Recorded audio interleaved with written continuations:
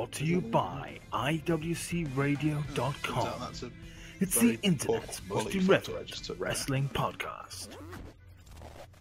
Now, please welcome Beans, Smoot, Chucks, and Will.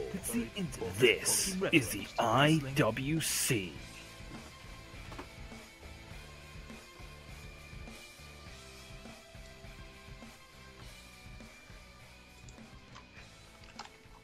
Bean, say something. I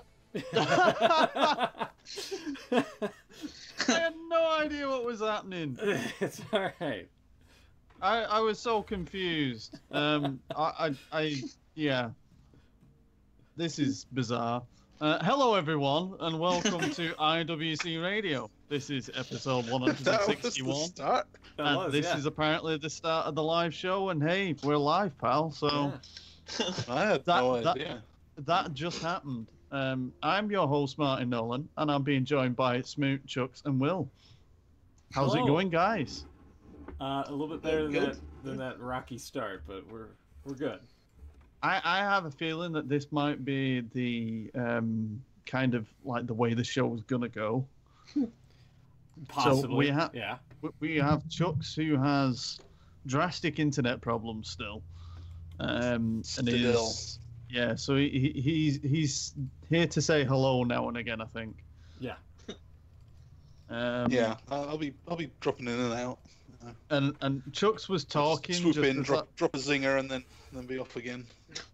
Chucks was talking about his rather awesome game collection, just as I heard Smoot say that we're going to start doing the show. And I don't know if Chucks heard it because of connection issues. And then I just got a message off Smoot saying go, and I thought normally he says 5 seconds. So I thought, what do I do? Honestly, that was a horrible feeling. Then I didn't know what to do, and I thought, no, I'm going to give it 3 seconds. I thought I'm going to go in between. I sat here bragging about how great my games are. I panicked. Yeah, because I panicked because I heard the stream playing through the tab because I had it open because I was like, oh shit, we're live. So I had to mute that real quick, and then I didn't have time to tell you 5, so I was just like, go, and then Chucks was still talking over it and everything. Should we start again then? No. A little false start here. No. Nah.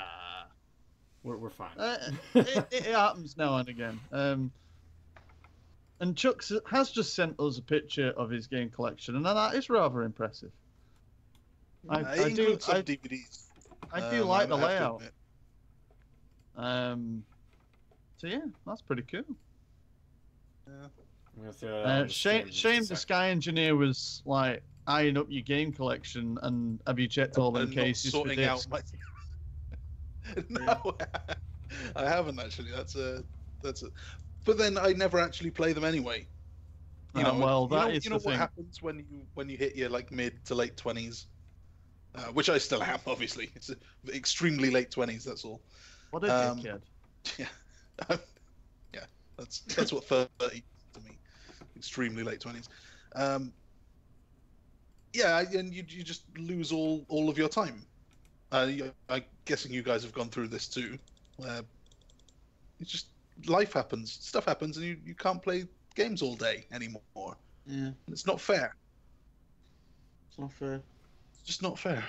It isn't. And also, when you've got a pile of games that, I don't know, I've probably got about 40 games or so, probably more. And you've only the Xbox. played 3 of them. Yeah, and then I'm thinking I really need to play the really important ones that I want to get finished before obviously my entire life is changed. So you're really against the clock on this one. I know, and it's going miserably wrong. I don't like the way Sonic is staring at me in that picture. I just did a quick zoom on it on the stream there. Yeah, he is. It's me looking right at you. Also, I accidentally made that picture my desktop background, so I gotta fix that.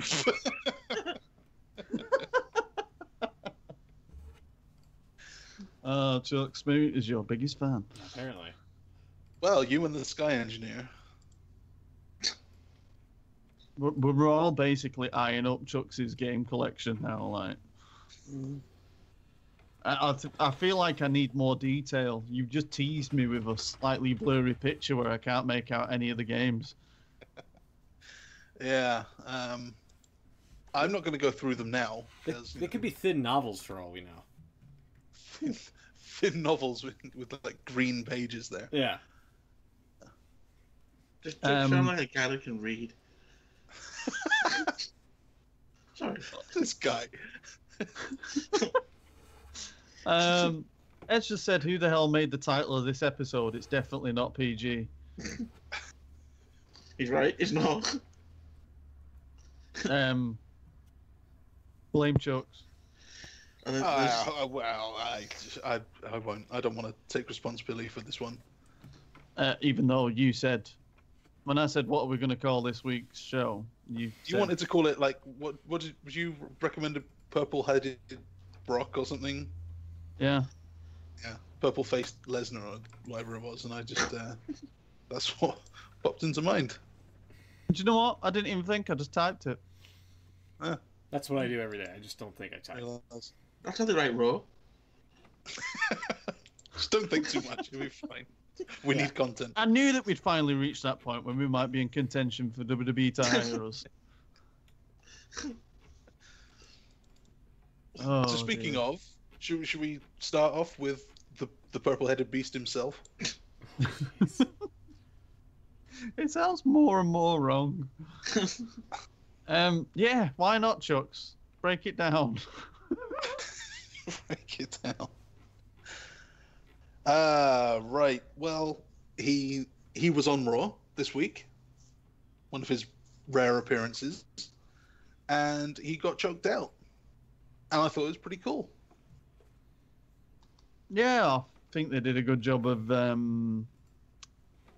making Samoa Joe look quite strong and obviously putting the choke on, but obviously Brock did his damnedest to fight out of it. So I liked that they didn't just do it and then that were it. And then Brock's very good at obviously holding his breath.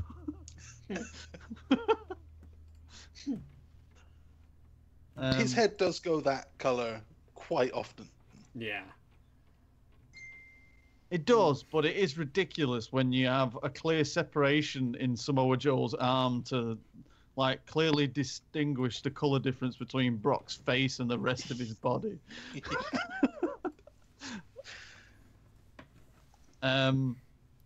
So yeah, I think this was like the first time that anyone really got a major upper hand on Brock. Really, I think on a Raw. I can't think of. He must have been laid out before. Did Taker stabbed his hand? Oh no, he stabbed Taker's hand. Or did he? No. Taker stabbed Brock's hand when he was signing. Yeah, and then put him through the table. So that. Yeah, that's. Has anyone done it since then? Did Taker kick him in the ball? Smooth putting pictures up on the stream of bizarre images that have been made of Brock struggling for breath. Almost as good as the one from ages ago. The God, what was it? Him and Big Show. No, it wasn't Big Show. It was Was it the hand? The hand. That's it. Yeah. Oh, looking at the hand. Yeah. I'll get you hand. They did one as well with the plane, didn't they? With like him at a plane window. Yeah. Yeah. Poor Brock. He's trying. Yeah. I wonder how much he got paid for that one appearance. Yeah. So, yes, so there has been a few times when I think, like you said, Brock got put through a table, and there probably has been a few others, really. But I don't know. I suppose it's felt so long. Yeah. I suppose we had the Goldberg thing actually, because he probably laid him out quite a few. Oh, they got close, didn't they? Yeah. But yeah, I don't know. It just had a bit of a different feel. So that was quite cool. And it was needed too. Samoa Joe hasn't been like, we were all kind of surprised that he won the thing, right? The contendership, because he hasn't. He's been background. He wasn't even on WrestleMania. Yeah. So he kind of came out of nowhere, and I think this really put him on that level in 1 week. Yeah, and it's it's this thing, isn't it, where we get frustrated with booking directions and how much damage to do to people, but then when you think like they really can turn things around in literally a couple of weeks if they just do things right. Because I mean, look at Jinder, for crying out loud. I don't know if that noise. I don't know. I still think it's too little, too late with Jinder. It is to a degree, but also when you think like if he was to go on a run now for like up till WrestleMania as champion, do you know what I mean? They'll have done a hell of a good job of like eradicating the crap that they've done with him beforehand. I think if they had done something to change him, because all of this just came out of nowhere. He moved to SmackDown and then suddenly now he's on Randy Orton's level and he can win. I know he's got the Bollywood boys and like they run interference and whatever, but he couldn't win a match for 3 years or whatever it was, and now suddenly he's winning title matches. Just think if he had got a manager, even if he'd said, I have a new trainer, something's happened, I've got a new attitude, I've got a new something, and then he goes on a winning streak, then it's all right, fine, I'll buy it for now. But when it just comes out of nowhere like this, I find it difficult. Yeah. But I mean, I'm just thinking, like, if you think of someone on the roster who's not really doing much, I'm kind of thinking like Dolph Ziggler. I mean, I know that he's been champion before, but if they did a real serious angle with Ziggler, within 2 to 3 weeks, you might have him in that same kind of situation where you're actually thinking, wow, they've done quite a good job of doing something with this guy now. But Ziggler had some credibility in the past. Yeah, that's what I mean. I mean, that's the one that I'm thinking of. Yeah, but what I'm saying is, if you think of someone on the roster at the minute, I don't know, who's a bit down and out. Don't say Bray Wyatt; he's unsavable. Lost cause.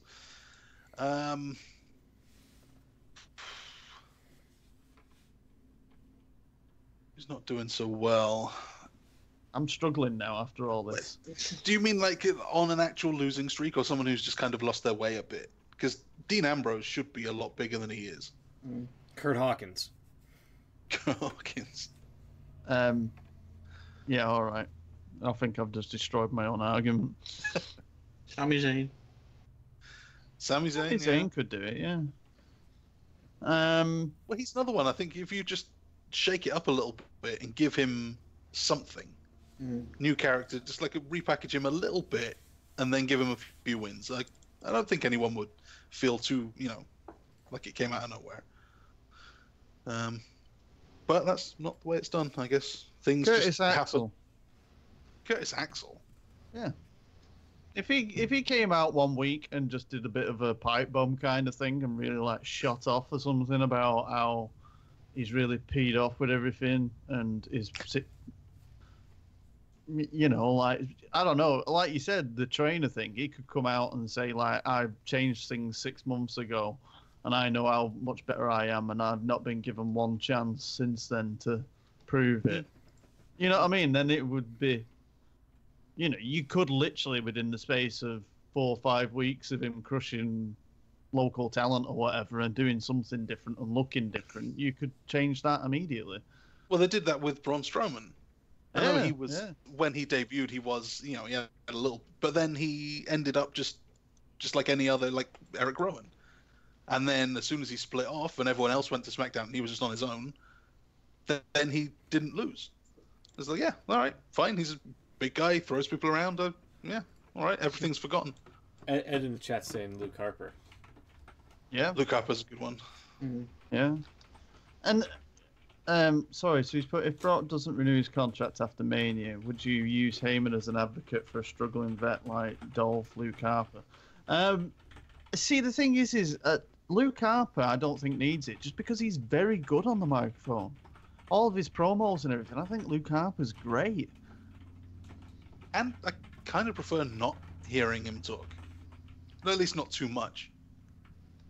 I don't think he could stand around and do the Brock thing and be talked for.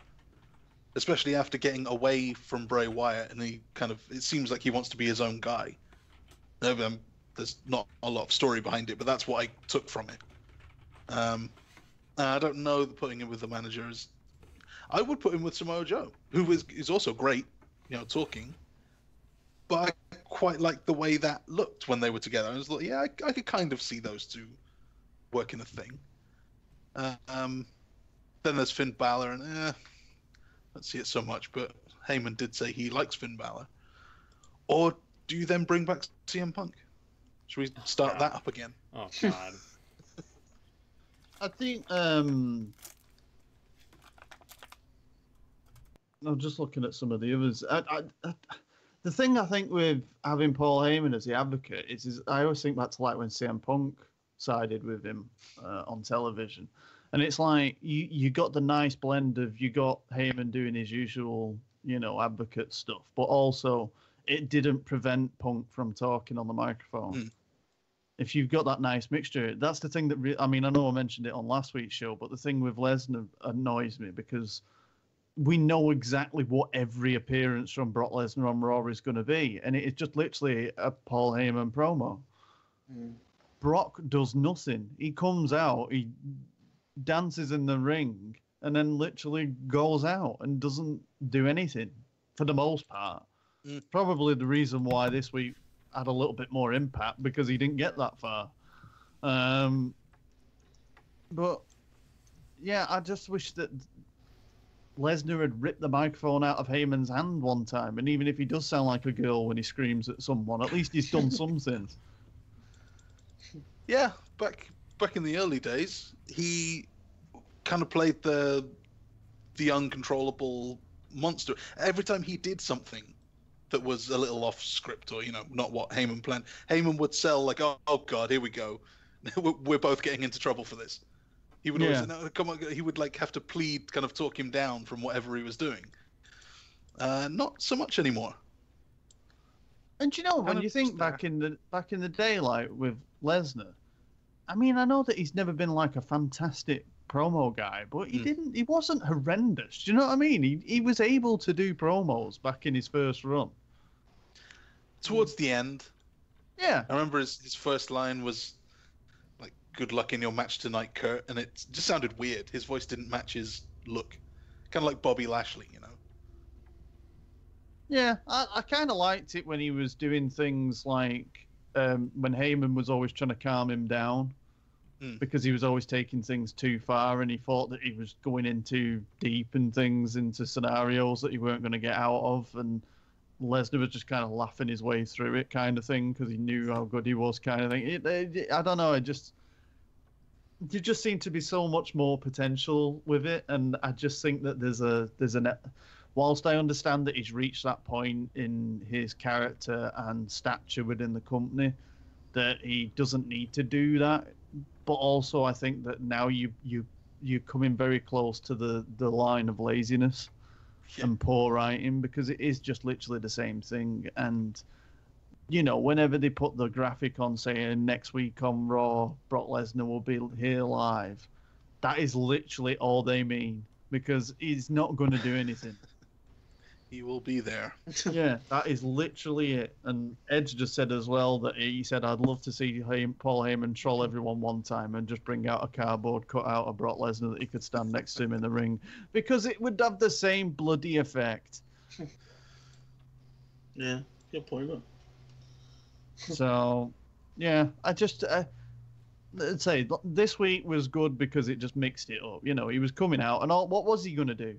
Because it's like we said, the week before Heyman got choked out by Samoa Joe, it was a fantastic angle. Samoa Joe was so sinister in that promo and that segment. And you're thinking, great, when they said that Lesnar's going to be here to follow up on that, and Heyman did that phone call, which I'll add, he very cleverly actually had someone ring him that had the name in the phone saved as Brock instead of everyone else. Learned. Yeah, everyone else talking to their main menu on the screen.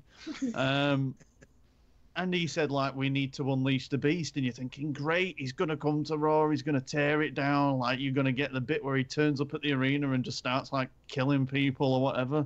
And no, what happened? He came out smiling, doing his usual entrance. It's like, what the fuck? Yeah. So, I don't know. Apparently, Brock's going to be on Raw this week as well, isn't he? Really? Go home show, I'd imagine so. Yeah. That's what I thought the pay-per-view was this week because Lesnar was on. Yeah. Like usually when he's on, that means pay-per-view is this Sunday. But no, 2 weeks. 2 weeks of Lesnar. Yay. Yeah, so I don't know. Maybe we'll get that next week because he got choked out. I don't know. But I just want to see something different. But the thing is like, you'd imagine because Lesnar's probably going to retain at Great Balls of Fire. I can't believe I'm still saying that. That Samoa Joe's probably going to have to get the upper hand on this week's Raw as well. So, I don't know. Or maybe even they do some kind of injury thing where Samoa Joe actually manages to injure him or something, so it makes it look even more probable that he's going to defeat Brock.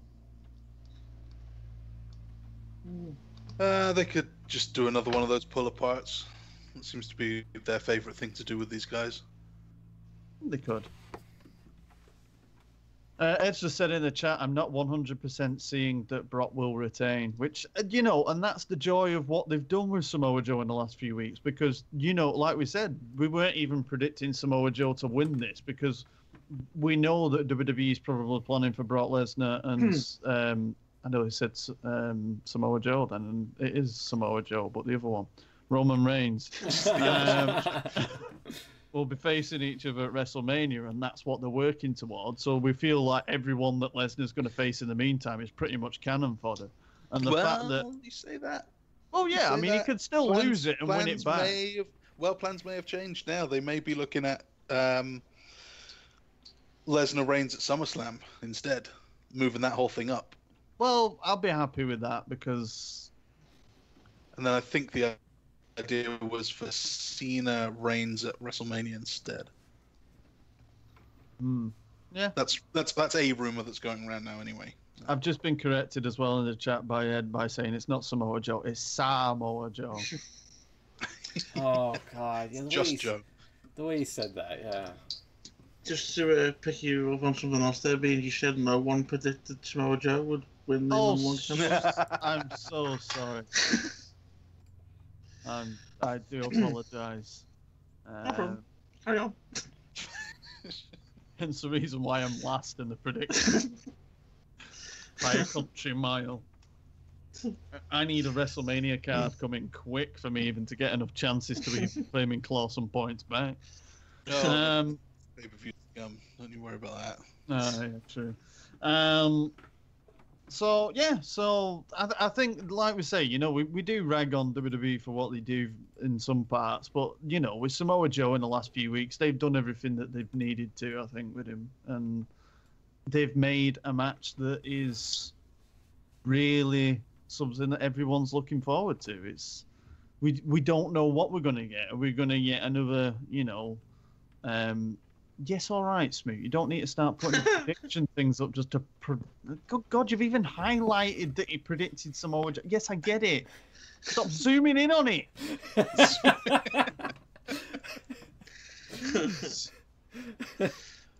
Okay, so now the stream just literally says Samoa Joe, Goldust, and Kalisto for some reason. I'm happy with that. We'll just carry on with that for the rest of the show.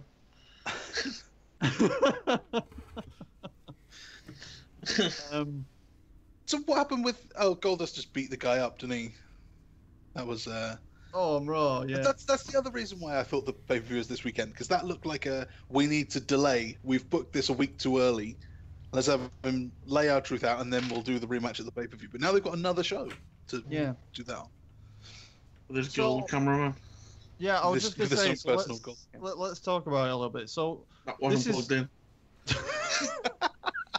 I was thinking, when are we going to get a shot of that guy's camera? Why are we not seeing what he's filming? What's the point? Is it really sad that I was extremely frustrated that when I saw Goldust came out in his original 1996 attire, that he wasn't wearing his robe or his wig? And I'm thinking, this is ruined. And I'm thinking, I'm literally arguing a case for a robe and a fucking wig. Ruined like a Bob Ross painting. Yeah. Yeah. Yeah, but then it was saved by the cameraman with no possible ways of it being powered. Yeah. Do you think it was weird just to have a cameraman on screen? Because usually they're so meticulous about making sure the crew aren't in the shot. Yeah. You never see a cameraman. Then he was like right there. And it's like, that's weird. Oh, right, it's a thing. Yeah. Oh, yeah, he's wearing gold. Okay, yeah, all right. It did kind of catch me off guard. Would it really have been such a big deal for him to get a working camera, though? Just so we could see what he was doing, yeah. Well, to be honest, I mean, even the guy the gold jacket that he wore, did it not just scream like children's nativity play budget? To me, it screamed Dean Ambrose. I bet this guy's Dean Ambrose and he's going to attack. Yeah. Oh, God. And like... Also, what did he actually do to R-Truth apart from punch him a few times? Because, like, even Michael Cole was talking like he murdered him. Same with Cass. He gave him a clothesline, and Enzo had to sell like he was shot. Mm. Well, yeah. I mean, he did, like, launch him down a ramp after that. Oh, afterwards, yeah. That's all right. But, yeah, I know what you mean. But then again, you know... Shot. Enzo's just used to selling. Yeah. I bet like when Enzo wakes up in the morning, he like falls out of bed and then does all that staring into the like distance thing before he like gets up and everything. Yeah, Dolph Ziggler does the same. He does a flip and then. No, I was going to say when Dolph goes for a shower, I bet he slips out of that shower and like flies across the bathroom. Yeah. How great was the Enzo and Cass thing though? Yeah, because again, it was something where you were thinking, oh yeah, all right, we know what's happening. And then they just drew it out to the point where you're thinking, are they actually going to draw this out longer? Like, is it actually going to result in them getting back together for a couple of weeks? I did that whole like back and forth thing. They did the separate entrances. Cass had his own, graphics and a slightly different version of the theme. So I thought, okay, so they're doing the split then. That's all right. Then Enzo did a promo that sounded so much more real than anything we hear, anything we've heard probably since Punk. It was incredible. And Cass did a whole thing. Yeah, I'm sorry. Yeah, I got frustrated, but let's not. I thought now I don't know if I love this because it feels so legit, or if I hate it because it's made the last 5 weeks totally pointless. And then they got back together and went up the ramp, and it just dragged on that little bit too long. Why are we seeing these guys walk all the way up the ramp? Okay, so now he's turning. Now that's when you know this is going on too long and he has to do the turn. Otherwise, we would just go to the back. We would get a Goldust promo or something. No, okay, it's all worthwhile. Okay, it was actually pretty good. Yeah. I was kind of wondering myself if they were just going to throw away the whole like build up to this for nothing, just so but that would, get back together. If they had, wouldn't that have been actually kind of good character building? A little bit, yeah, actually. Like Enzo realizes that he's kind of annoying, and he does talk his friend into fights that it's his fault. You can see why Cass would do that. Cass did lose his temper, and obviously he's got that in him. But they're friends, and they're both going to overlook, and that's great. And for the first time, two friends, supposedly brothers, can have issues and not just drop everything like the Hardys do, like the Dudleys do, like every tag team who say we grew up together, we trained together, we're closer than brothers, but you lost a match or you tagged in to steal my win. Well, that's it. All out the window. Yeah. Ed's also put something interesting saying, so does Enzo yet again try and make up with Cass on Raw again? Because if we're talking about Enzo being this annoying character, how irritating will it be for Cass if he just comes out and he keeps trying to be his friend still? That would be great. Okay, I deserve that one. I get it. It's fine. It's fine. I can be annoying. I can be really annoying. Maybe I do deserve 2 ass kickings. Now let's not let this get in the way. I'm sure you've got it out your system now. Oh, it could happen. Well, I was really annoyed with the start of the segment on Raw because obviously Enzo was coming, like, he was walking down the corridor and he kind of seemed okay, and I'm thinking, this man doesn't look broken because of what he did. Like last week, he was crying for God's sake before he got his head kicked off, and then he's walking around the back the following week looking all happy as Larry. I'm thinking, okay. And then he come out and he was doing his intro, and I was like, holy shit, he's actually doing the same intro. Like, there's no emotion here. But then as soon as he hit the promo, I was like, okay. And obviously things changed from there. But it'd be interesting Sorry, you just said the word broken. Do you think he's going to come out this week with like a dyed black streak in his hair? Wonderful! And calling out Brother Colin. And because the Hardys can't do it. But surely that doesn't mean other people can't do it. I'm not quite sure that's how it works. But yeah, that would be a way to annoy the Hardys, wouldn't it? Enzo can then walk around forever just ripping off Matt Hardy's gimmick. The Hardys showed up at WrestleMania and stole Enzo and Cass's spot, basically, yeah, right? They were the top faces. They were going to win the belts, and then suddenly the Hardys are back. So maybe they deserve it. I was going to say, I'm just, for some reason, Enzo's just reminding me now of Matt LeBlanc in Friends, when he wears everything that Chandler owns. So not the opposite. Yeah. So not the opposite of wearing my underwear. I'm wearing everything you own. The cushions are the essence of the chair. So yeah, I reckon Enzo's got a lot of legs on this. He can do many things here. But yeah, I don't know. We'll see. It even says on WWE's website, how will Enzo Amore rebound? He rebounded off that ramp pretty well. I was just going to say, he bounced like a ball. Whacked his head that time. Oh, God! Wow. He mentioned it. He mentioned it in that promo. That very heartfelt promo.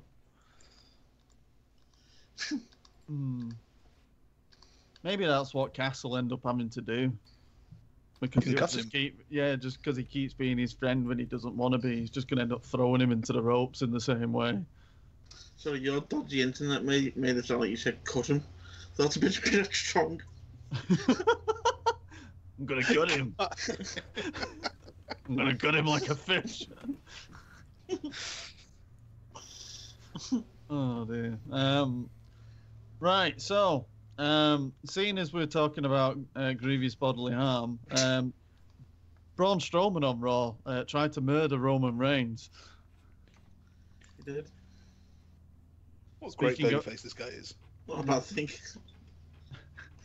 He just wanted to test the limits of the rebound by smashing Roman Reigns into the side of an ambulance. I mean, this was a fairly dangerous spot, seeing as obviously he was going to bounce from it, and he landed on like the lighting fixtures underneath the stage, which you were thinking that only looks like a few inches away from it being quite a serious injury. But yeah, I enjoyed it. Don't know what everyone else thought. Yeah, I thought it was good. Yeah. Yeah, I thought much the same. It looked like, there's nothing worse than when someone takes a big bump, like through a table or onto a crash pad, and it doesn't look good. It's a big fall, but it looks lame. But this was one where I'm sure he's fine. He took the bump and he fell 6 feet or whatever it was, and I'm sure he's all right. But it looked like a hard fall, and that makes it great. Mm-hmm. So yeah, fair play to them for that. Good move. Ed's put, at least we know how solid the ambulances are in Los Angeles. Yeah, Yeah, I can't remember. I was hearing it on another show that I was listening to, and they was arguing like, who the hell was driving this ambulance? Yeah, I was wondering that. So, who keeps driving Braun Strowman's ambulance? Yeah, so who drove it in for him to get out the back when he made his return? And secondly, like, you're thinking, oh, some wrestlers just randomly appeared in the back of the ambulance. I guess I better turn the sirens on and start driving out the arena. Well, he did. He does know Bray Wyatt, and Bray Wyatt has got that tractor that drives itself. So. Self-driving ambulance, obviously. Yeah. Why didn't we think of that? Oh dear! Don't get me talking about Bray Wyatt. Why not? You got something to say about Bray Wyatt? I just get more and more frustrated with him, and you know this, and I just feel like I say the same thing every week. The whole thing is it's the same as like the what's the old tagline for TNA? Where crossing the line and there's crossing the line. Pretty much. Where wrestling matters, or where wins and losses matter. Wrestling matters. I remember they did do that. Because guess what, Bray? They really do apply to you. Because every time you run your mouth and tell me that you're a god and then you lose, you're not a god. So I'm never going to believe anything you say. And for God's sake, every time someone says something bad about you, you can't laugh everything off. Yeah, Cena did. Worked for him. Yeah, but the difference is Cena then beat you. Yeah, Cena can win matches. That's the thing. No, Cena didn't know how to do anything other than win matches. I would argue your point about him being a god, though. Because actually, historically, in wrestling, JBL, wrestling god, lost a fair amount. In TNA, Ric Flair was god, and he lost quite a bit. The actual, God lost in that tag match with Shawn Michaels. That's true. God. So, actually, God's win and loss record. Not as you might think. Can I counterpoint your argument about JBL, seeing as he was the longest reigning SmackDown champion, seeing as that's all I ever hear of him every week? Yeah, he did. But towards the end of that run, after that, when Cena showed up... after that, then he lost to Cena, and then he pretty much spent the rest of his career losing to Rey Mysterio, but... Yeah. Edge just said in the chat, I thought the old tagline for TNA was "Fuck that owl." That's the current one. Not to go back onto the Enzo and Cass thing, but Ed did put a good comment on saying that he wants to see Enzo try to go to Carmella on SmackDown to play intermediary and talk to Cass. And then Carmella drops the elbow on Enzo and Gorilla presses him on the entrance ramp.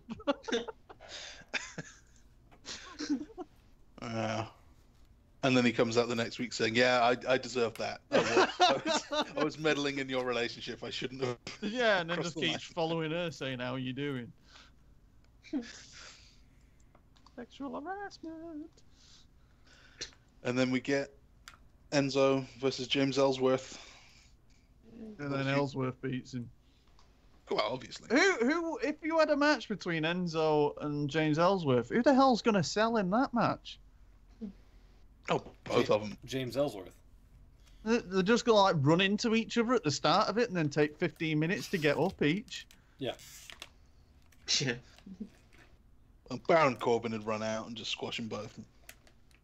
I'm cool with that. What else happened on Raw? Then we had the Raw Women's Championship Gauntlet match. Well, it wasn't championship; it was number one contendership. For a match at Great Balls of Fire, said it again, with Alexa Bliss. And this match basically was, let's do some cardio work with Nia Jax. Because I think this went on for 25 minutes, and Nia Jax was in it from start to end and went through the entire roster apart from Sasha Banks. And I'm not being cruel here on Nia. It was just the fact that obviously you could tell this is the longest match she's ever been in, because towards the end of it, my God, was she perspiring. And to be honest, I think her outfit, I'd be perspiring before I'd even got out, to be honest. But, that's only me. What do we think? It's not only you. It's definitely not only you. No. So what did we think to it, guys? Any particular thoughts?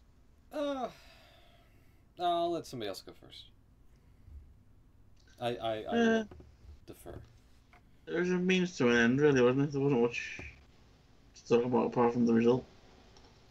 Yeah, the one that I really liked was the promo that Alexa did with Nia before the match, just before it started, where she was going on about them being different and like it was a very baby-faced promo, and then you had Nia's like saying, "Yeah, oh thanks, I really needed that," and it was kind of genuine. Yeah. And then she was just like, "You just reminded me how much I don't need that," like, you know. And it was just like, oh. And even Alexa, you kind of felt sorry for her after it. I was thinking, oh my god. It almost baby-faced her a little bit in it. Was that backstage or it must have missed it? Yeah, it was backstage before the match started, yeah. But I thought Alexa was really good on that segment, but she completely got played. I thought it was just typical, you know, she was trying to buddy up to Nia and Nia wasn't having it. She kind of saw through it. Didn't really take as much from it as you did, I guess. Oh, well, they might. But yeah, Alexa was great. She is great. I agree there. Ed's put in the chat that Dana Brooke spent less time in the ring than Brock Lesnar spent in the Coquina Clutch. I believe that. Did they have any reaction shot from Alexa when Nia lost at the end? No, because I didn't see it, and I felt like that was the story.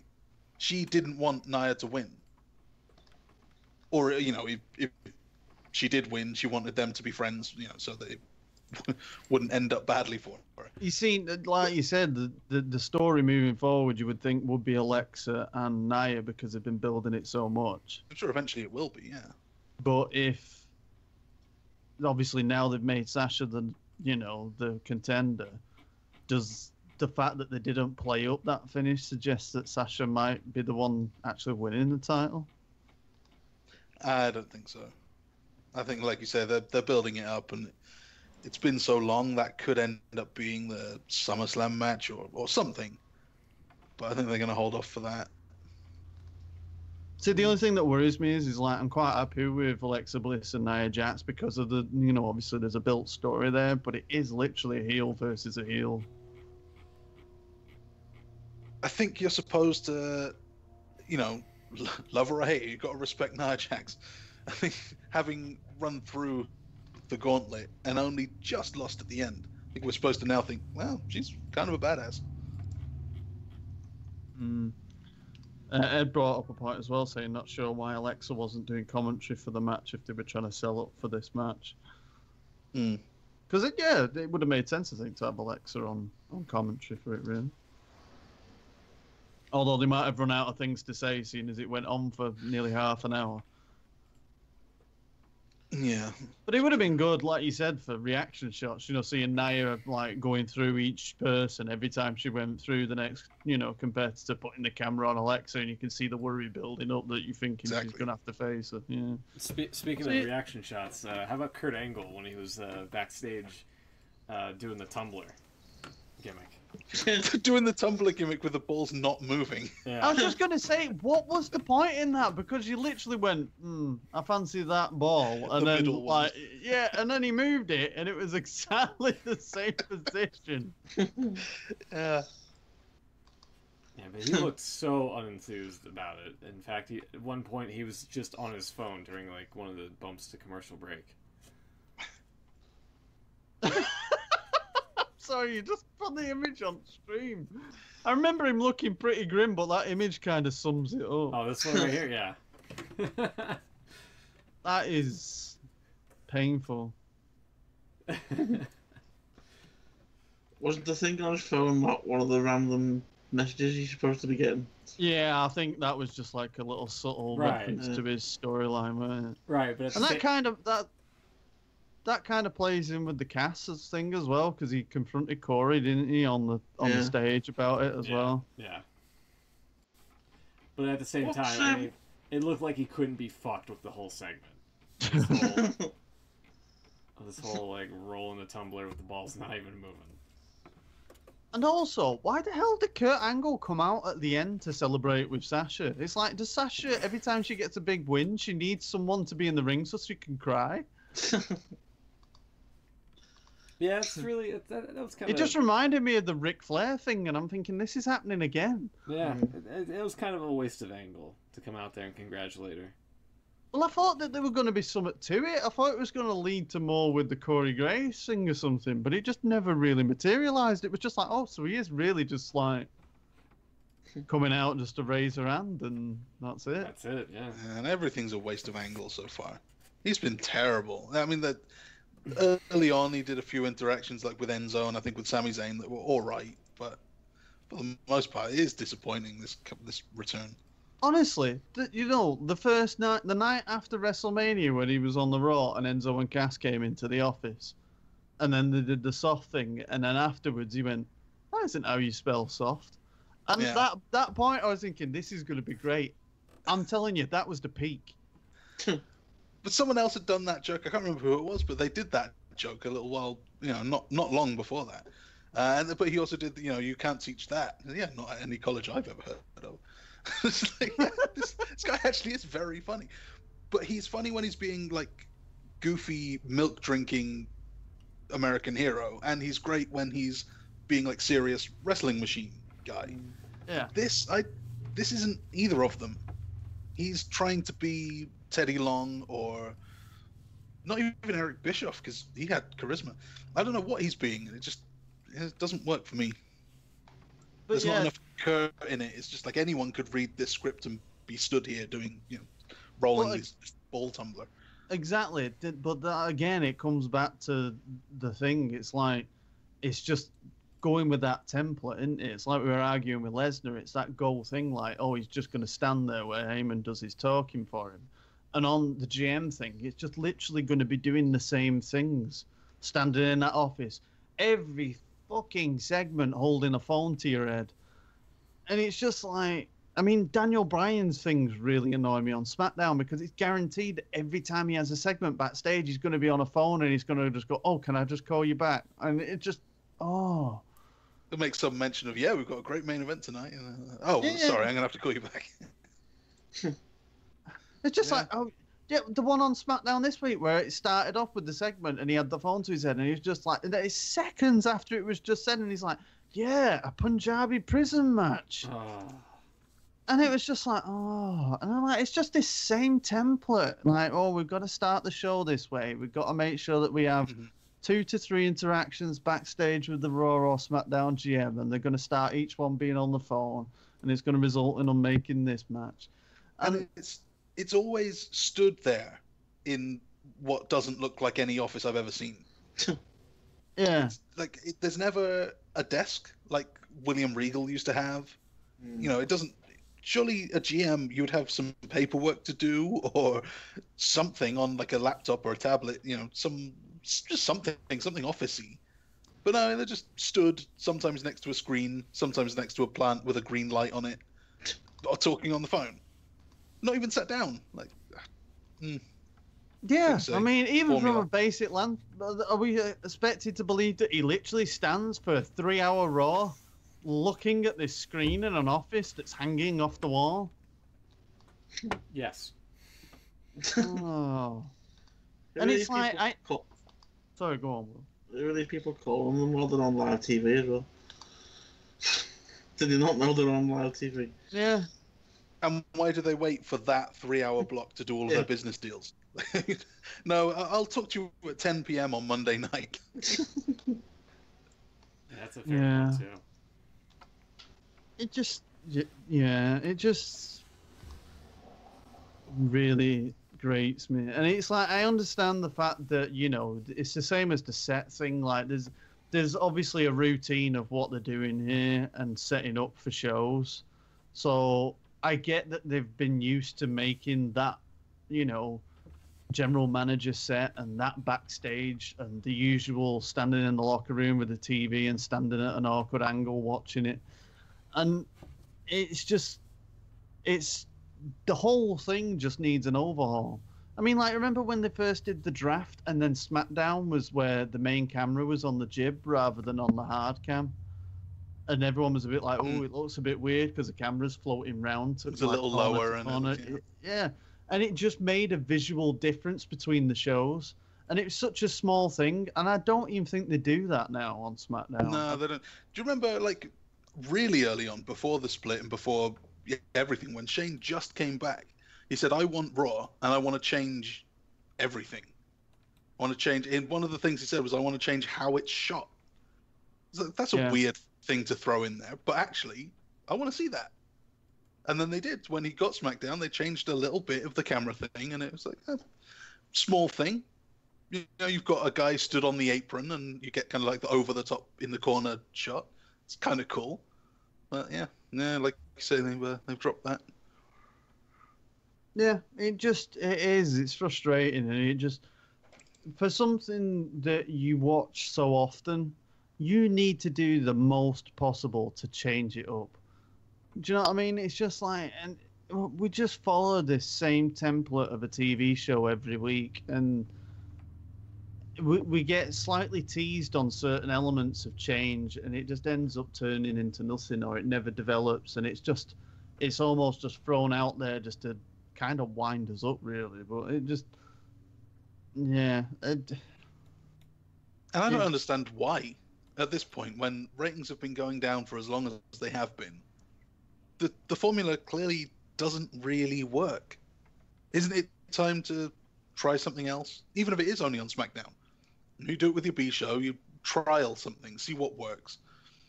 And it seemed like for that few months after the split, SmackDown was doing really well, getting great reviews and felt good.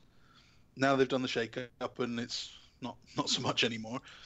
But it felt like they were trying a few new things, and maybe we had something to be hopeful about. And not so sure anymore. But I just think surely you take a punt on something now, don't you? If you're hitting 2.5s and stuff, what have you got to lose? What does this formula do for you? Does it make writing any easier? Is there some reason why this is what we have to do? I do honestly think it's just because there's that much of it that they just go with what's easiest because they've done it before. And the thing is what they do at the moment, it wasn't a bad thing a few years back. You know what I mean? It's like, it's just, I think the reason why it doesn't work now is just because it's been done so much that it doesn't feel... It's been 20 years now. Nearly. I would love to see how many times over the last 20 years Raw has opened with a match instead of a fairly long 10-plus minute talking segment. I bet it's not many. I bet it's not 52 of those weeks. Yeah, that's true. I mean, like, do you know, when you said that, the one thing that came to memory was Jericho and Triple H when they did the title match at the Ultimate. Oh, the fake out, yeah. Yeah, that was the only thing that I could think of when you said it for some reason. But yeah, I never remember the matches, but I do remember thinking, wow, we've got a match to open Raw. This is weird. And that has happened a few times over the last few years, but not many. Not many at all. Edge just said, when was the last time a major title changed hands on free TV, not including the 4-way in August for the vacated Universal title? Major meaning just world title, or are you including mid-card? I think he means... I'm guessing world. Yeah. The only, like the one that I remember was Kurt Angle winning the World Heavyweight Championship on SmackDown. Booker? No, on the Battle Royal that they did on SmackDown when he jumped over to SmackDown. Yeah, sure. But I always remember that, and that stands out as a memory. You know what I mean? So it's just, yeah, and it doesn't always have to be a title change. It's just, it just, like you say, just different things. That's what Edge just said exactly. It was 10 years ago. Yeah. The last one, and I have looked it up because come on, The last time it changed hands on TV was December 14th, 2015, when Roman Reigns won it back from Sheamus. Oh, yeah. And that was actually when Roman Reigns got a real positive reaction from the crowd because they built it up quite good. Yeah. And then it took about 3 weeks. Yeah. And then it took about 3 weeks for everyone to hate him again. It wasn't even that long, was it? He punched Vince that time, and that got over pretty well. And then next week, it's right back to normal. Yeah, well, there's your answer anyway. 2015, December 2015. Yep. So yeah, just saying, oh yeah, after TLC, I think it was in Philadelphia actually, which was shocking that Roman got a pop. True, but again, you know, it's you just think of situations, and as much as we get frustrated with characters and what's happening at the moment, if you book those people in the correct way, you can get them reactions. You just got to take people on that story and get an emotional response from them. And if you don't do that, or if they see right through it because they felt like they've seen it 4 million times, then they're going to lose interest in it. And that's why your main babyface gets booed every week. But there we go. Was there anything else from Raw? I think that pretty much covers Raw. The Big Baller brand. Oh my God, I completely forgot about this. I was kind of hoping, Smoot, you'd be able to help us out with this. I was just going to say, I could go on a massive rant, but this is coming from a British guy. Do you want to have a go about this, seeing as it's your neck of the woods, and yeah, we're blaming you for this? Do you know who these guys were? No. Oh, okay, good. Oh my God, so you didn't even know who they were? No, all I know is they're from, like, the sports world or something like that. And nobody runs like the way LeVar Bell ran to the ring. Do you know what I thought when he did that run? What? He was doing the Miz's impression of John Cena's run. Oh my God.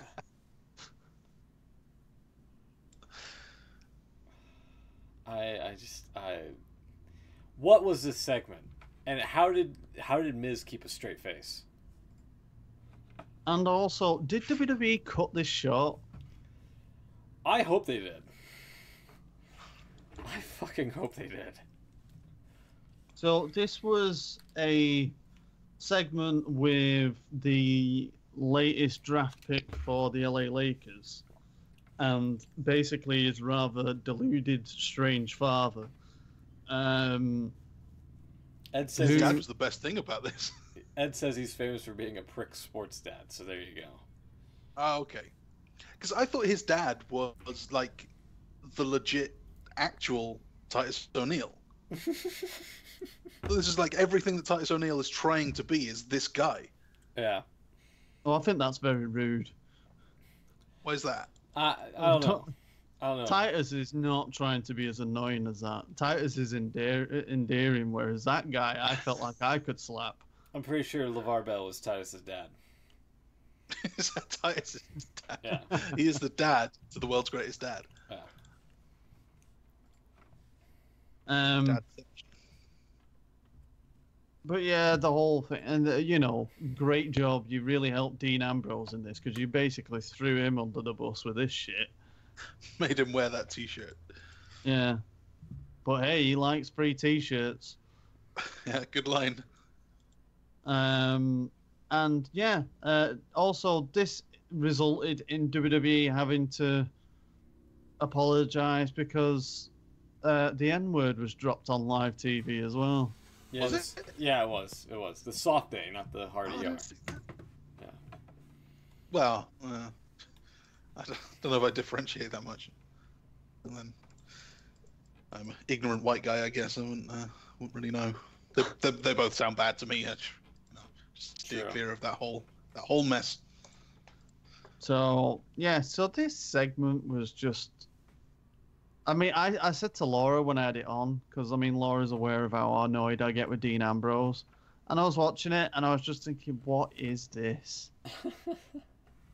Like, what is like, what is actually happening right now? Why am I sitting here, like, really tired from the day's work, like, really, like, forcing myself to watch this program and thinking, why am I actually doing this?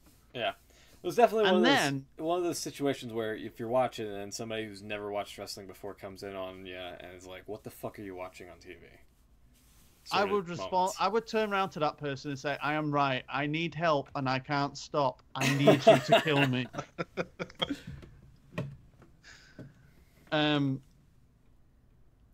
Ed just said in the chat, I intentionally turned this crap off because I knew I was going to tweet something I'd regret.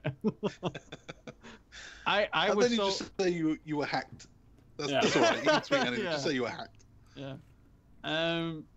But yeah, I was like, so yeah, Laura was like, she was in between rooms doing things and stuff, and she was like, and I'm like, she could hear it, and she's like, what the hell is going on? And I'm just like, I don't know. Like, I don't know why I'm watching this. And then Dean Ambrose music hit, and then I just said to Laura, and I never thought I'd say this, is I can't believe that I'm actually relieved that Dean Ambrose is coming out. Like, I'm actually happy for this. And then when he came out wearing the Ballers shirt, and I was just like, oh no. I'm not quite sure what. And by the end of it, I just... So, lost scores. It's one of those... It's like when they have someone on to promote Subway or Sonic or whatever. It's a self-contained thing. They wanted to get their little Sports Center moment on there. It's non-canon. We can just forget. This will never be mentioned again. Don't worry about it. Yeah. Sorry, I've just nearly died because I've just read Ed's comment. He's just put, hang on, wait. Now, Beans, would you have had the same reaction if Mojo Rawley had come out? I'm not being funny, Ed, but I have a brick next to my sofa, and if Mojo had come out at that moment, I would have Mick Foley'd my TV.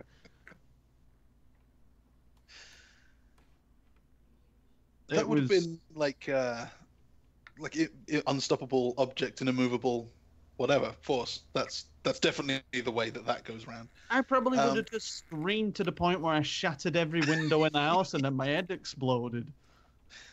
It's like Triple H and Undertaker in the Hell in a Cell. How could anyone not win this match? If this segment's going to end, but it's going to be Mojo doing it, is that a good thing? Does Bean's head just explode with that? Yeah. Pretty much. So yeah. So let's hope that this doesn't happen again. It brought back terrible memories of the Raw guest GMs, and yeah, unlimited power. It wasn't good. So yeah, let's move on. That was pretty much Raw. SmackDown. What did we have on SmackDown? We had Lana took on Naomi for the WWE SmackDown Women's Championship, which resulted in, how long was it? About 15 seconds? Oh. I didn't see the first hour because I had some prior commitments and I didn't come in until like the second half of SmackDown Live. Well, basically, Naomi came out and Lana attacked her from behind, like during her entrance bit, or when she was showing, like when they announced her name, she like blindsided her, and then and Naomi just looked like she got miffed off about it, like gave her a kick and just did a split leg moonsault on her and pinned her, and then that was it. And it was like, oh, okay. Wow. So yeah, that kind of ends Lana's legitimacy of challenging for a title if she had any, but maybe as a wrestler too. God damn.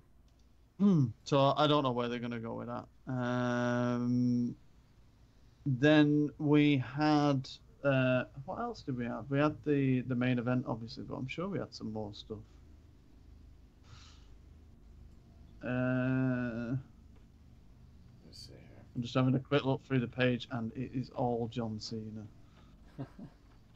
Watch John Cena burn Lesnar with this epic freestyle in 2003, and it's just got it's got a screenshot of John Cena wearing his Thugonomics gear, like posing, and God, he looks like a douchebag.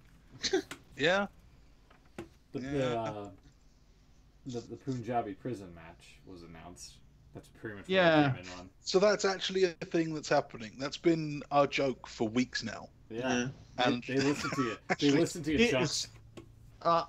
So you didn't see this segment? I didn't see any of the. You know me. I'm not joking. I never watched SmackDown in time.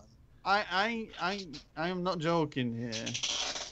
Maybe a little bit, but when Jinder Mahal announced a Punjabi prison match as his stipulation, the pop from the crowd was like as if the glass just broke. Might be a little bit enhanced, but it was a pop for Punjabi prison. So basically, this was sorry, just jumping back. Ezra said, "Do you guys know that Lana's getting another rematch at the women's title on Tuesday?" Oh. Really? That's how SmackDown works now. You get that probably means she's gonna win it now. Third time lucky. Well, what about Randy Orton? Does he win third time? Well, we'll see. So yeah, basically Randy Orton came out, Shane came out, and Randy Orton was doing his promo saying he was getting very angry and he was, you don't disrespect my family, yada yada yada. Shane came out and then said,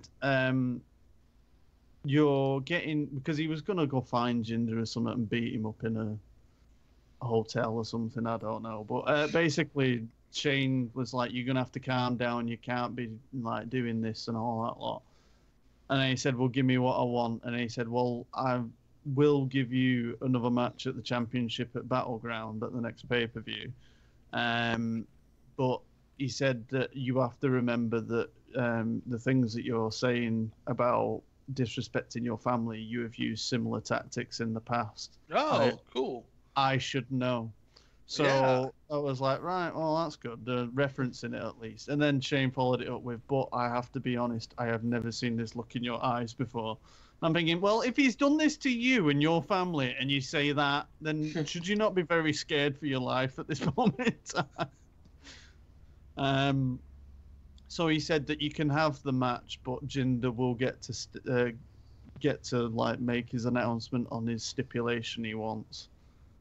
So Randy Orton said he didn't care, whatever, and then Jinder came out. And he said that it was going to be the match that was made famous by his idol, the Great Khali. His idol?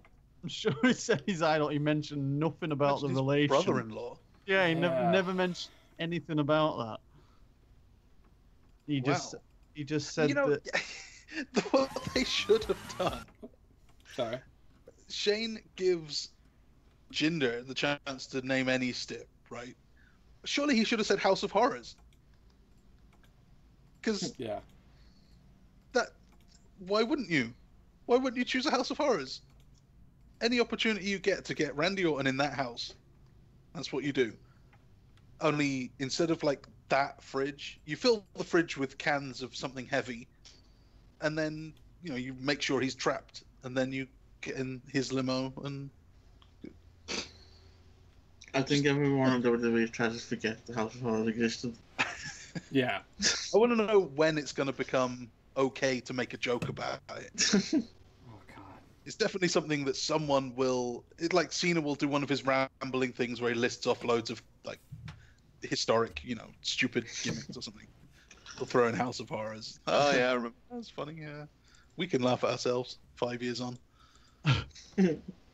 Ed just said, I love how Jinder cites the creator of the match being the Great Khali, despite the fact that Khali has not won a Punjabi prison match. Ed's also asked, will the House of Horrors match be an option in WWE 2K18? Be great. Will Jinder Mahal's liver enzymes be too high? Oh, right. Yeah, that was like Bobby Lashley, right? He was supposed to be in that. And Khali. There were 2 or 3 people on that show all had increased liver enzymes and they had to sit out. which meant we got William Regal versus Finlay, which was actually pretty great without Lashley in it. It was Big Show, right? Had to step in to the prison match. Big Show and Taker, was it? Yeah. Has there only been one? Two. I was just going to say, because I remember seeing a picture. Was in the next one with Batista. That was it, yeah. I remember seeing a picture of Batista on the side of it, and I'm thinking, that isn't the match that I remember. I forgot about the Taker one. I remember the Cali Batista one, I forgot about the one before. I didn't think that the Undertaker one was that bad from what I remember. I thought they were both fine. Yeah, the concept themselves actually a good match. It just didn't seem to resonate with people. Same with the championship scramble. Did you hear the way that JBL... Oh, sorry, you haven't seen SmackDown, have you? No. Basically, as soon as Jinder announced that it was going to be a Punjabi prison, the screen behind him, the Titantron, just like started showing images of the Punjabi prison. Obviously they had it all. Yeah, they all had it completely planned. And then JBL said that it was, what was it? It was. I'm trying to remember how he worded it, but it was terrible. It was. He had a bunch of B-roll type things to say about the match and the footage itself that was playing right behind him. So. He said that it was steel reinforced bamboo. Yeah, or that's shit what. Like that. Yeah. I was like, what? What? Well, it's a steel cage, and they've stuck bamboo over that. Or is it actually made of bamboo, you douche? Bamboo has a stronger tensile strength than steel, apparently. Right. Actually, so why? It should be bamboo reinforced steel. Yeah. I might have said that. I don't know. Like that would have been fine, but. So it's a bamboo stick made to look steel, and it's just going to look like a fucking cage. Because if there's steel involved, what's separating between that and just like a regular steel cage match, other than like a bunch of pointless gimmicks involved, you know? Well, it's round, so I suppose the steel is as well, right? Yeah. You can't rub your face on the bamboo and say it's like a cheese grater. True. You've got me to think that they might have actually redesigned it a little bit as well. Oh no, they're not going to make that round as well, are they? No, it looks the same from the blueprints that they put on the screen.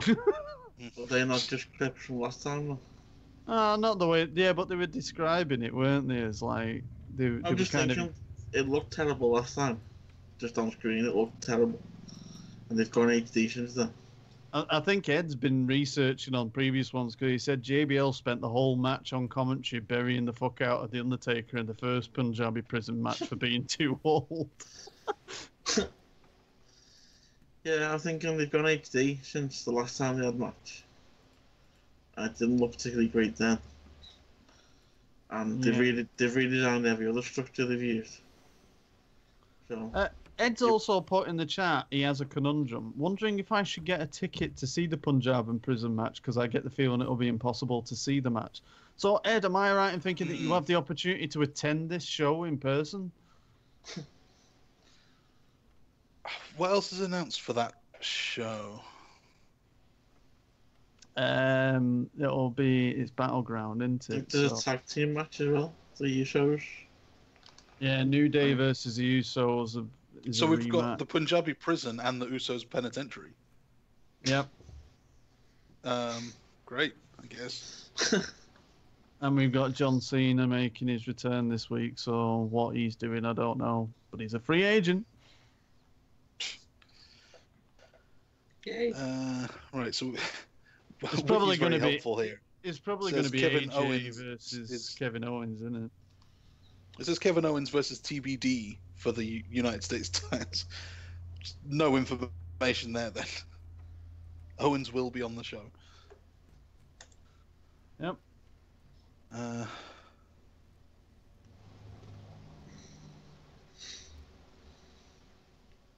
So yeah, Ed said that it's in Philadelphia, which is near the area he really lives. So yeah, you could actually go to the show. Screw it, Ed. Go for it. Go. When else are you going to see a Punjabi prison match? That's right. Well, 10 years. Yeah. Or go to India, commit a crime. I get it.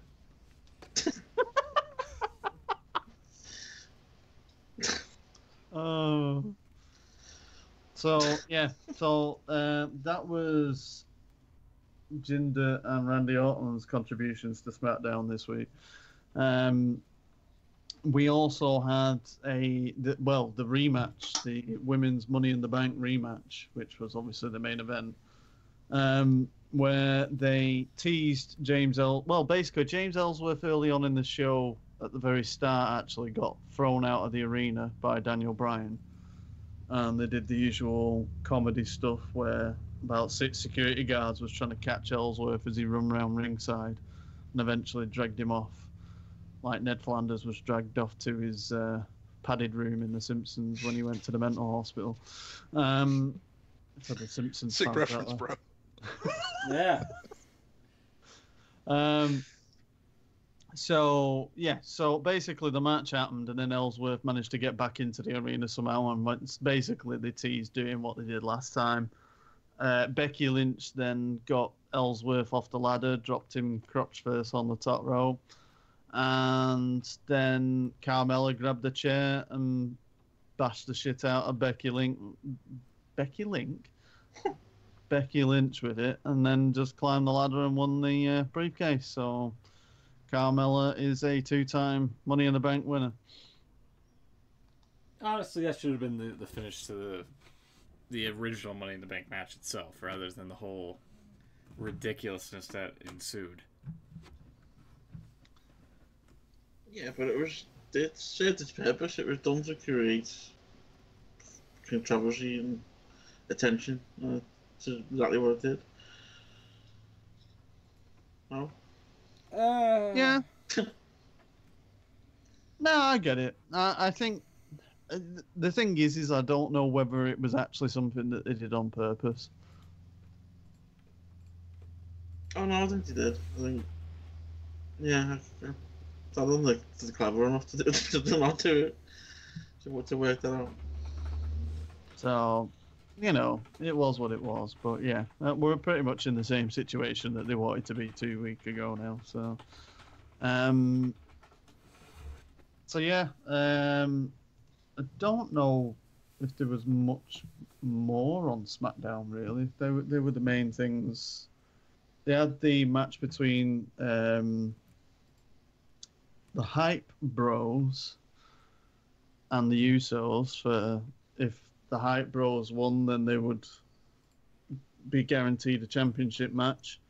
And basically the match started, they went to commercial, they came back, and the Uso was hitting the finishing move, and they won. Sounds like they came back from commercial just at the right time. Yeah. So that was pretty much it, really. So they didn't do any more, like teasing the, any possible breakup, but okay, that was pretty much it for the Hype Bros, really. So I'd imagine there'll be some follow up this week. They'll get like a 4-3 match or something. Oh, please no. So Ed's put, if the finish of the SmackDown Money in the Bank match was the finish of the pay-per-view Money in the Bank match, do you think fans would have bought it a little bit more? Yeah, I think there would be less controversy about it. Because usually... Go ahead, sorry. No, I was just going to say, I mean, I know that I picked Becky Lynch, but the kind of obvious call was Carmella to win it, so it kind of probably could have just happened and then that were it. But like Will was saying, this has caused a bit of interest and built up towards, so I don't know, it's hard really. Yeah, but I mean, I don't know, you still had Ellsworth, who's a guy, winning a women's Money in the Bank case, it's... I didn't like it personally, just because of the stature of it being the first. I think if you had him tumbling out to the outside like you did on SmackDown Live, it would have been a suitable finish overall. Yeah. But I don't know. Yeah. I think I would have preferred to have seen what they did on SmackDown at the pay-per-view. Just purely because then there wouldn't have been controversy on the first one.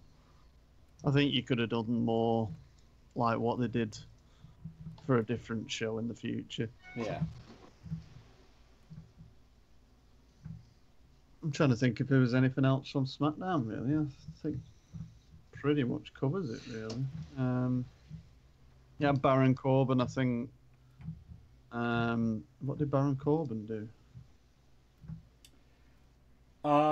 He did something. he was in a match with like Ziggler, right? Oh no, I think he had a match with Sami Zayn. Zayn, that's it, not Ziggler. Pardon me. Yeah. Because Nakamura was watching it weirdly from that backstage camera angle position. Oh God. So yeah, that were pretty much the main thing that happened on the show. A great thing with John Cena coming back on SmackDown this week. Do we think? Yeah, Independence Day. Do we think that there's a chance that they could possibly just plant the seeds for John Cena to challenge Nakamura at SummerSlam? No. No? No. I'm just going to go with a flat no. How about you, Will? I think we lost one. Wow, everyone's gone. Has he fallen asleep? Will. What about you, Chuck? He's gone. Cena, Nakamura. It's about as good as anything they've got, I think. I'm just thinking that they're not going to... I don't think they're going to put Nakamura in the title picture yet. No, I don't really see that either.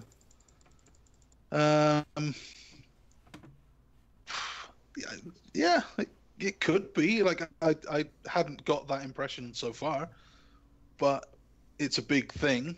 They're going to want big things for SummerSlam. I mean, I can't really think of anything better for either guy. So, assuming they're not going to hold off and do it at WrestleMania or something, yeah, sure. I mean, the thing is, as well, is like, I suppose it depends on what they do with the WWE Championship. If they're going to make Randy Orton become champion, then he's going to need a heel opponent for SummerSlam, and it could be Rusev.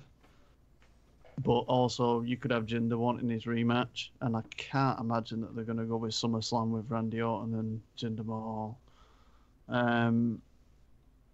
But then, if Jinder retains, who's going to face Jinder at SummerSlam? Oh, that's a good point. Luke Harper. Luke Harper. Who else have they got? Who's at the top end, face-wise? AJ? No, that'd be weird. You know what? Maybe AJ. Because they're going to want to give him guys who can get a great match out of him, and I can't think of anyone better than AJ to do that. Could do Sami Zayn. Oh, wow.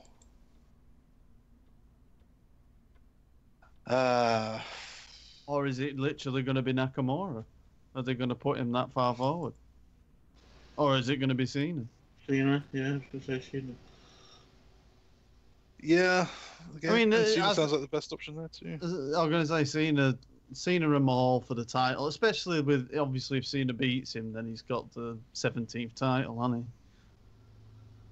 he? Yeah, that's true. So, I'd imagine that they'd make a bit of pomp and circumstance about that at SummerSlam if that was to happen. Plus, everyone loves chatting USA with Cena, so.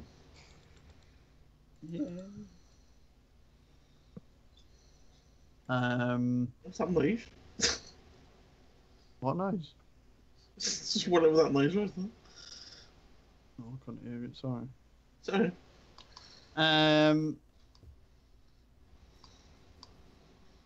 So, sorry, I'm just having a read through. Ed's just said as well, WWE title match would be some thrown together nonsense like last year's Dolph Ziggler and Dean Ambrose.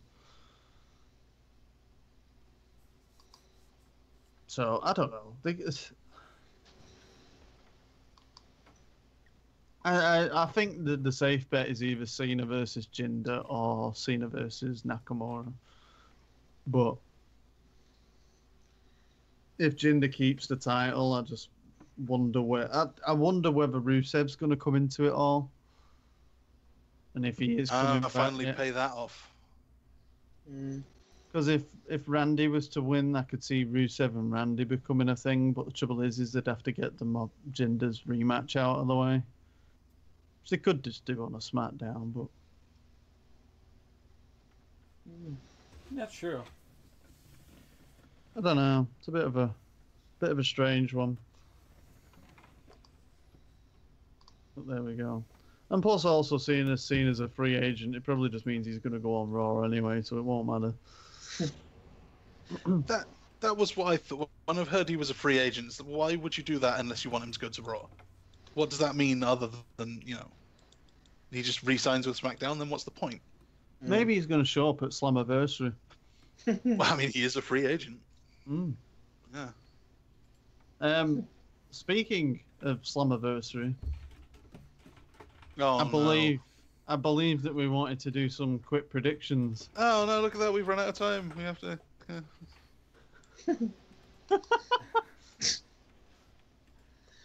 Quick predictions for what? Slammiversary. It'll be shit. It'll be prediction. It don't get much quicker than that. Well, first off, shouldn't we set this up with like a particular question? We should. Yeah, I don't know what question you're on about. Oh, you know the one. It's possibly more important than ever this week. Yeah, it's the question we sort of occasionally ask here and there. Are we doing a show this week? No, that's before the show. I mean the one that we ask during the show. The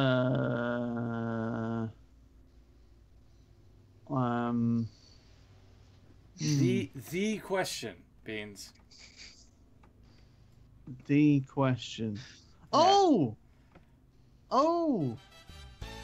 Is it where we ask if TNA is still in business? There you go. This is the part where I play the music, which is currently playing right now. Yeah. Oh, I'm so good at this. Yeah. This is everybody's favorite segment on the show, where we ask the fated question of is Impact Wrestling or TNA still in business? So, is it? Let's find out. I'm glad you asked, Beans. Let's find out if it is.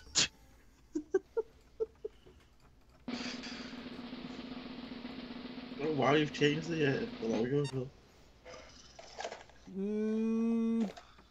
To a degree, I hold on. Let me replay the drum roll.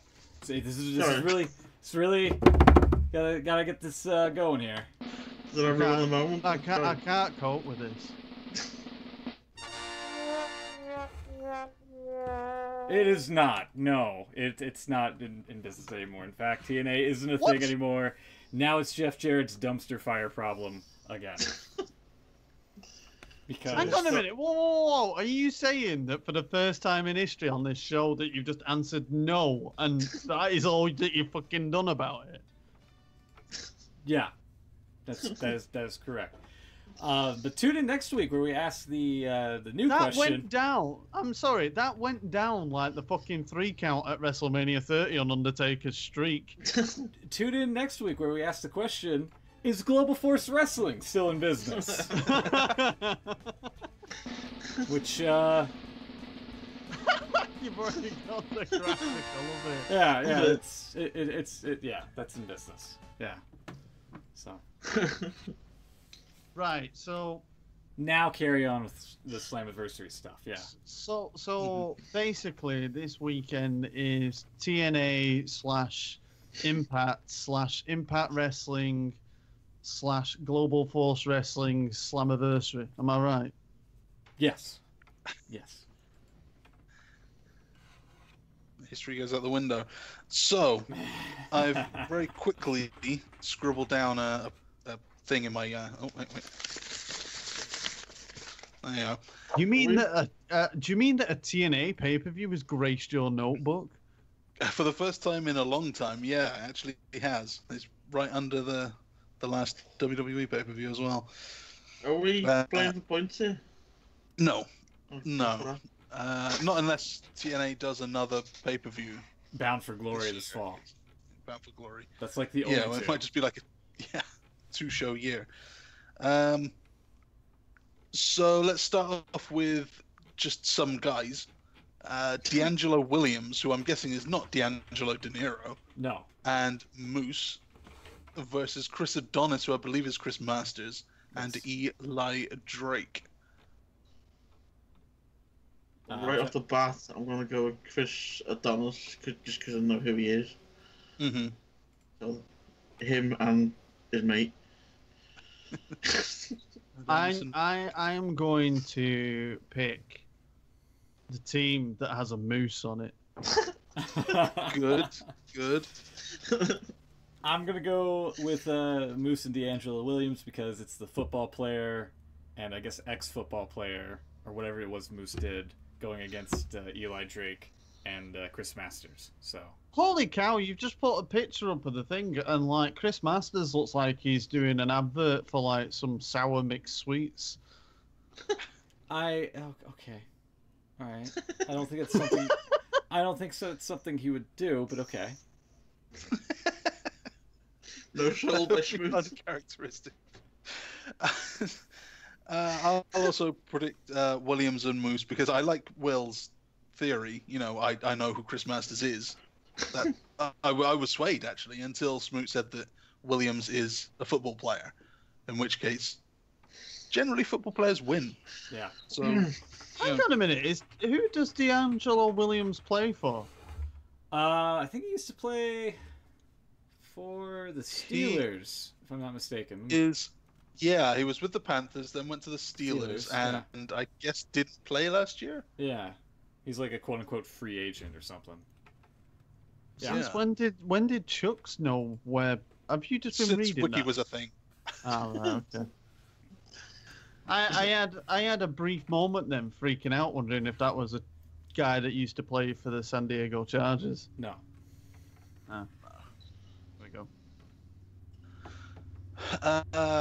Okay, so sticking with the tag theme, let's do the announcer tag. We got Jeremy Borash and Joseph Park versus Josh Matthews and Scott Steiner. Sorry, for a minute there, I thought you said Jeremy Borash was in a match. Yeah. Yeah. Yeah, that is correct. This is the same graphic that we showed on stream a few weeks ago. Oh, well, he's incredibly happy. Yeah.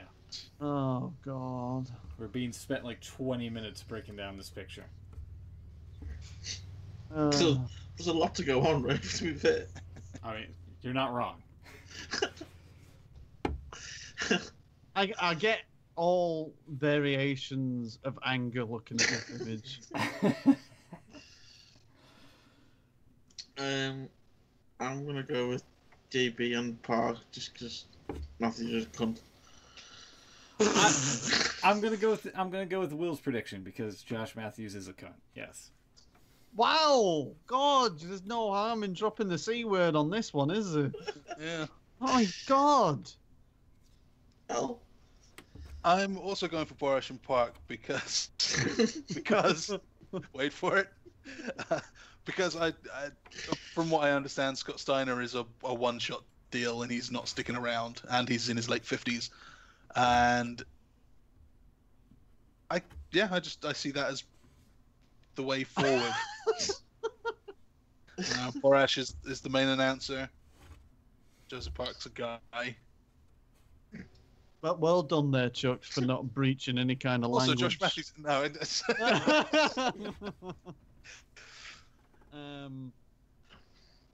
We're on the internet. Show you like. I'm going to pick JB and Park, seeing as that's what it says on the graph. Because because Josh Matthews is a continued source of inspiration. Is not a wrestler anymore. And he's barely a commentator. Okay. Cool. And he's okay. Okay, enough of that guy. Strap match. We have a strap match, everyone. Really? It's been a while since I've seen one of them. EC3 versus James Storm. Really can't tell Dutch Mantell's in charge of TNA, can you?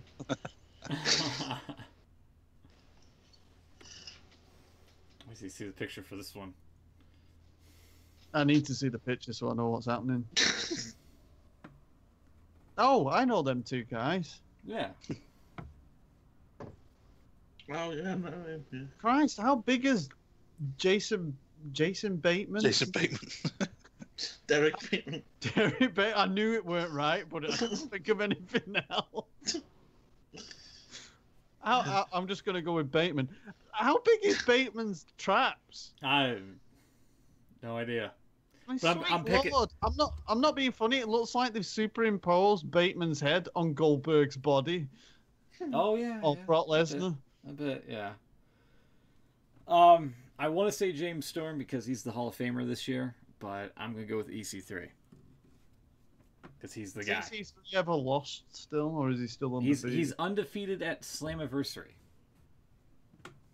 That's lame. It's a lame undefeated stat. So basically, he's got a streak. He better be 15-0 or 14-0. Sorry. I think this will be 15-0. Yeah.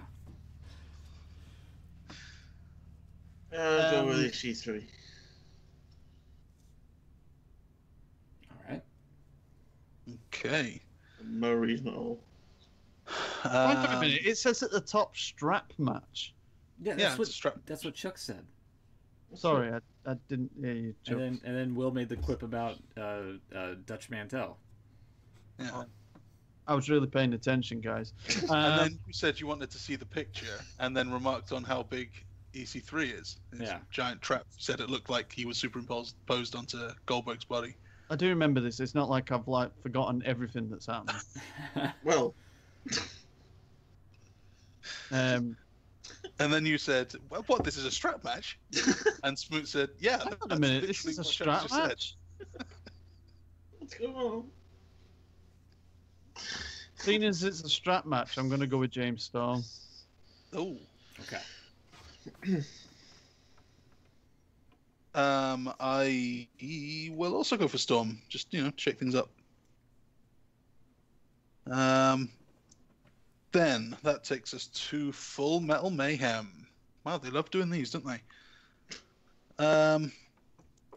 This time it's Is this where you gotta climb you've got to have like a guitar on your back and you've got to climb a ladder and then you've got to stand on top of a ladder and reach a cage and then climb on top of the cage and then you've got to play a song on your guitar at the top to win?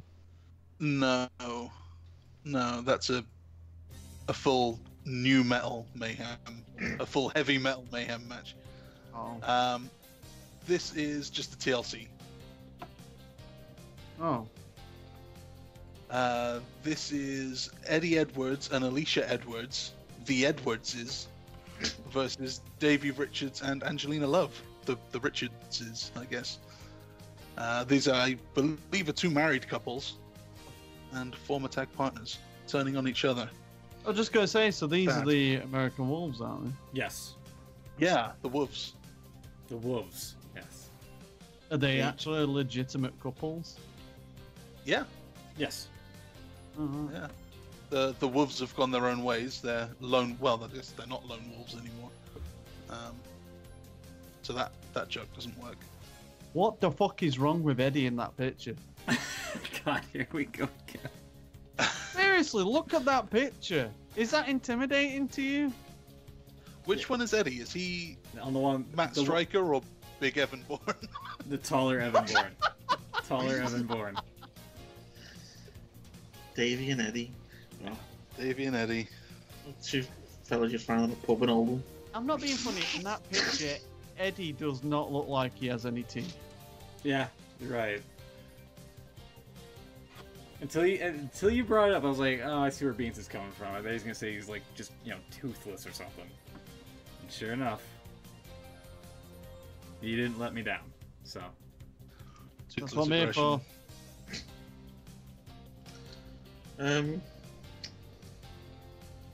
Let's go with Davey.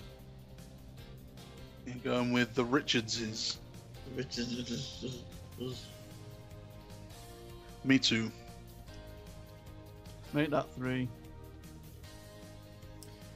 I'm gonna go with Davey and Angelina because Angelina looks like a dude, and therefore they'll have the advantage. Damn it! She does not look like a dude. She kind of does, but continue. Very day. It was one of the few things keeping me watching TNA up until 2013 or something. So tag titles match. We start to get a few unification matches here. Yeah. Because Impact and GFW are now one. So we have LAX, Ortiz and Santana. That's not LAX. That's Homicide and Hernandez. Who are these people? I don't like it. I don't know who they are. Basically, what it is LAX has done the Hollywood thing and had a reboot. Yeah. A new origin story. Yep. Ortiz is Angel Ortiz. Santana. I don't know who these people are. What was the Marvel? Yeah. Well, okay, so we have a new LAX. We have Drago and El Hijo del Fantasma. Oh, yeah. We have Naomichi Marufuji and Taiji Ishimori. And Laredo Kid and Garza Jr. These are people that I think, heard of, but I've never seen. So I don't know where to go with this. You know what? I couldn't even tell you who's in this match after what you just said. Okay. just pick some names. Sweet say Lord, LAX. right? Who's the one in the on the picture that Smooch just put up? Not the one that looks like Rey Mysterio in about 25 years. The one on the left who looks like a cross between a dragon and a White Walker out of Game of Thrones. What's special about Doctor Who?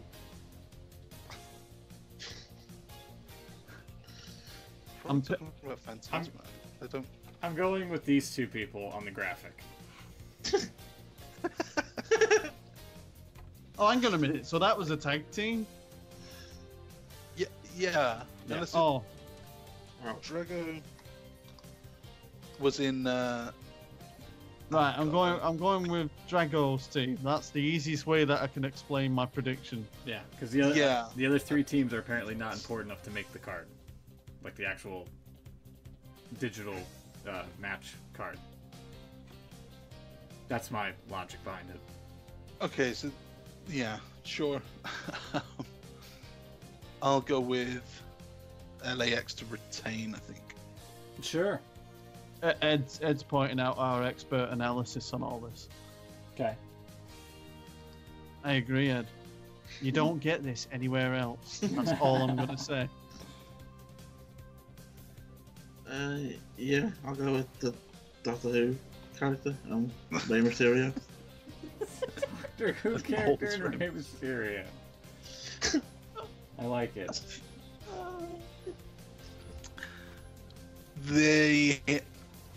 This actually looks kind of good. Sanjay Dutt and Loki in a 2 out of 3 falls match for the X title. These are some old-timer TNA talent right here. I've got to go with my boy, Loki. All right. I hope he's got his old TNA music. I love that music.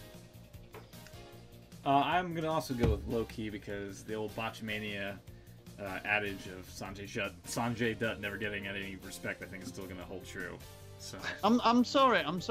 Are these two actually going to wrestle at this show, or is because the image that they've used for this poster? Why the fuck are they bobbleheads?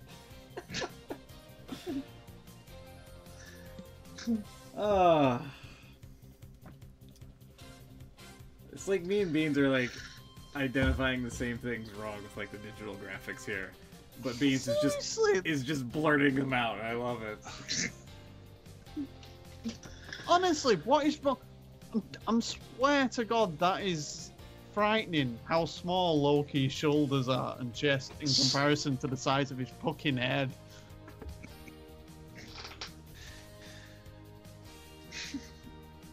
I'll also go with Loki because he was cool like 10 years ago.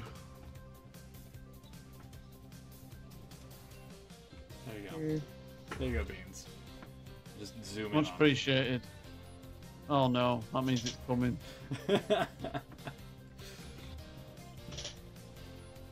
Oh God. Here we are. Everything's out of whack.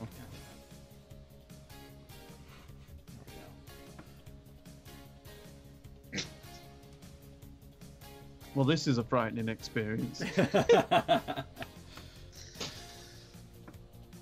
I'll go with Loki just because I made him. Loki's all round.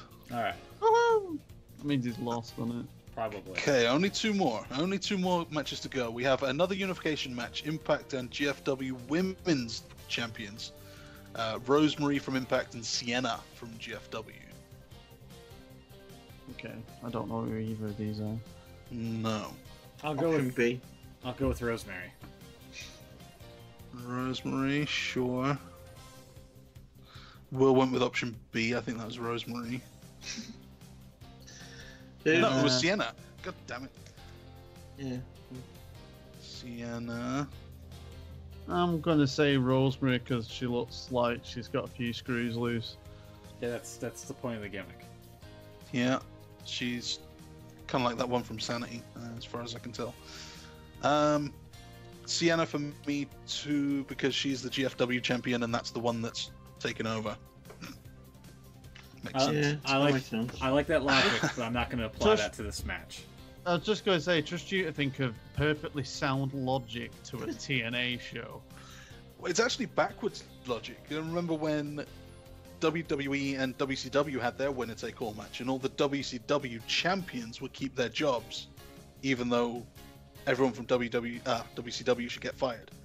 So Edge as US champion, I think, stayed on, and the Dudleys as tag champions stayed on, and Austin. So actually, it's the champions from the losing side that should retain, so that there's a reason to keep them around. But I'm guessing everyone's sticking around anyway because it's just the same company. Yep. So Sienna, for reasons. Okay. Then main event unification match: Impact and GFW. Impact World Championship and GFW Global Championship. So the Global Force Wrestling Global Championship. Oh my God. Of the globe. Of the universe. Of the universe. This is where I'll pick Del Rio. Yeah, you got a bit ahead of me there. Lashley is the Impact Champion. He's going to be accompanied by King Mo, apparently. And Alberto, El Patron, GFW Champion, will be accompanied by Dos Caras. Lashley invited Donald Trump to this pay-per-view, by the way, for this main event. To do what?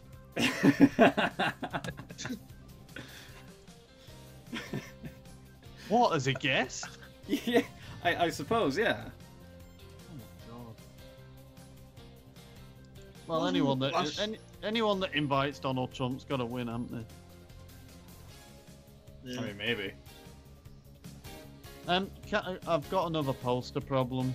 Here we go. Well, Lashley was involved in the Battle of the Billionaires, wasn't he? Yeah. Trump, yeah. He was Trump's guy. He helped him shave, that's right. Sorry, come back to me then. Sorry, carry on. No, it's fine. The picture of Alberto El Patron looks like he's only got one eye. Oh my God. Well, he's got two faces though, so that's okay. He's just down to 3 eyes And also, Bobby Lashley is obviously wearing a black headband, but it looks like someone's just got the brush thing on Photoshop and drawn a line over his head.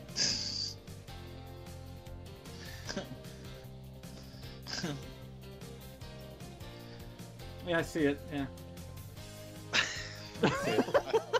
Give me some predictions so we can get out of here. I'm picking Del Rio or El Patron. Del Rio, Patron, El Patron, not Del Patron. Del Patron. That sounds like a shit, man. It sounds like some rip-off of Snow Patrol. I'll go with. I don't know. Yeah, Alberto. Sure, why not? AEP. Oh yeah. Right. Sorry, I took longer than the show. I'm gonna go with my good old buddy Lashley, the one who had this wonderful promo with Finlay. Oh God. My God. Your name is Finlay and you're a bastard. Yeah. You say your name is Finlay. I say you're a bastard. Oh my God. Quality. Before we go, did anyone see the women's? Who would you predict, Will? Oh shit, yeah. Del Rio, Al Patron, whatever his name is. Sure.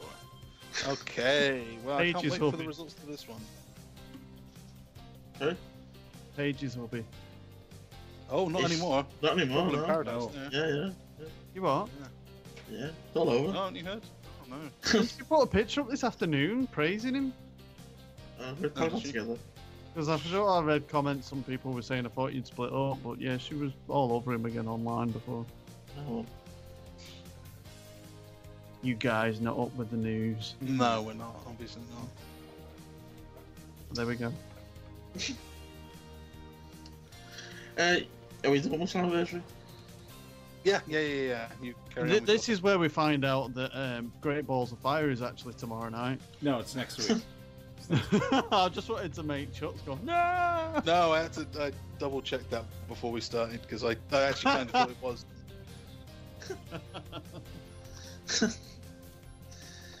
I forgot what I was going to say now. Oh, that's no good. Yeah. Oh, the NXT this week. Has anyone seen it?